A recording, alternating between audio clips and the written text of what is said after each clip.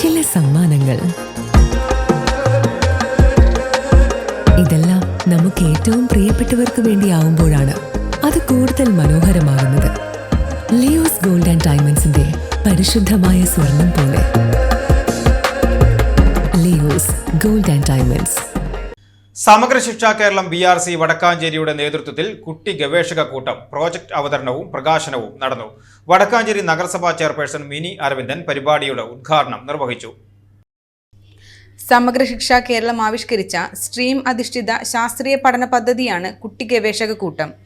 വിദ്യാർത്ഥികളിൽ ശാസ്ത്രീയ മനോഭാവവും ഗവേഷണ അഭിരുചിയും വളർത്താൻ ലക്ഷ്യമിട്ടുള്ള ഈ കൂട്ടായ്മ പരീക്ഷണങ്ങളിലൂടെയും നിരീക്ഷണങ്ങളിലൂടെയും അറിവ് ആർജിക്കാൻ സഹായിക്കുന്നു.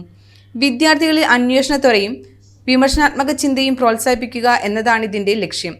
ഈ പദ്ധതിയിലൂടെ കുട്ടികൾക്ക് ക്ലാസ് റൂമിന് പുറത്തുള്ള പ്രകൃതിയെയും ശാസ്ത്രത്തെയും മനസ്സിലാക്കാൻ അവസരം ലഭിക്കുന്നു. സർവോദയം വൊക്കേഷണൽ ഹയർ സെക്കൻഡറി സ്കൂളിലെ 8ാം ക്ലാസ് വിദ്യാർത്ഥികൾ, ഗവൺമെൻറ് ഹയർ സെക്കൻഡറി സ്കൂൾ മച്ചാടിലെ 9ാം ക്ലാസ് വിദ്യാർത്ഥികൾ മെന്റർമാരുടെ സഹായത്തോടെ പ്രൊജക്റ്റുകൾ തയ്യാറാക്കുകയും അവതരണം നടത്തുകയും ചെയ്തു.